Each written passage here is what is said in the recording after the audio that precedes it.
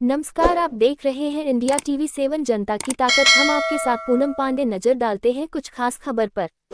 सूरत में बाढ़ के कारण सरकार ने कार्यालय में कार्यरत कर्मचारियों को अन्य कार्यों में स्थानांतरित कर दिया है। वहीं दिन ब दिन व्यवस्था की लापरवाही उजागर होती जा रही है।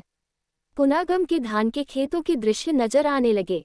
वहीं कार्यालय के बाहर एक पोस्टर लगा हुआ था जिसमें लिखा था कि बाढ़ से संबंधित कार्यों के कारण कर्मचारी व्यस्त हैं। शुक्रवार से ही लोगों को सरकारी नौकरी पाने के लिए कतार में खड़ा होना पड़ रहा है।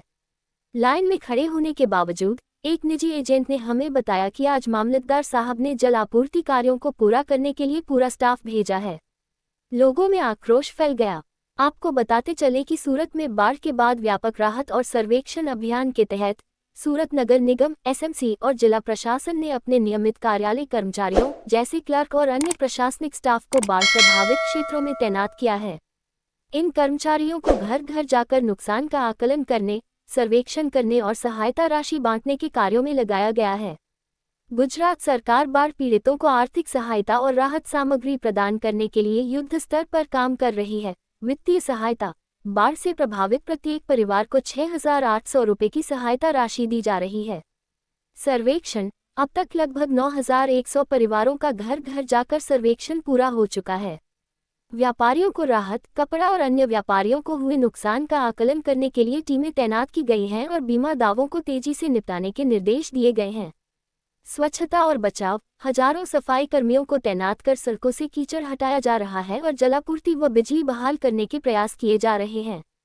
किसी भी तकनीकी कारण से यदि कोई हाउसिंग सोसाइटी या क्षेत्र सर्वेक्षण से छूट गया है तो उनके लिए सूरत महानगर पालिका या कलेक्टर कार्यालय में एक विशेष अधिकारी की नियुक्ति की गई है।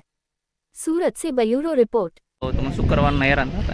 आ पब्लिक आज भातनी वाड़ीमां आवकना दाखला माटे शुक्रवार वातनु हैरान थाय छे अने शुक्रवारे वात एवी थाय छे के लोको 8 वाग्यानु पब्लिक लाइन में ऊभું રહી છે અને 10:30 અહીંયાના કોઈ એજન્ટ વ્યક્તિ બાકડા ઉપર ચડીને એજન્ટ વ્યક્તિ બાકડા ઉપર ચડીને એવું કહે છે કે આજે કાર્ય બંધ છે, કોઈ પરિપત્ર નથી, એમનામ જ બંધ છે। હવે કાર્ય બંધ શું કામ છે કે મામલતદાર સાહેબ ફ્લડના કામમાં છે। હવે ફ્લડના કામમાં હોય એનો કોઈ આપણને વિરોધ નથી, પણ અહીંયા બે વ્યક્તિઓ ઊભા હોય, બે સ્ટાફ મૂકી દે તો કાર્ય ચાલુ રહે। આ બધા વ્યક્તિઓ અહીંયા શુક્રવારથી હેરાન થાય છે। આજે પણ એવું એ જ વ્યક્તિ એજન્ટ એવું કહે છે કે સોમવાર અને મંગળવાર 2 દિવસ રજા છે, પણ રજા શું કામ છે તો કે સાહેબ મામલતદાર ફ્લડના કામમાં છે।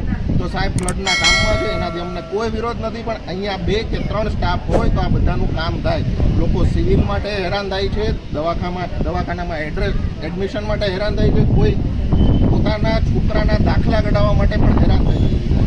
વસ્તુ એ છે કે અહીંયા હોવા જોઈએ કોઈ સિનિયર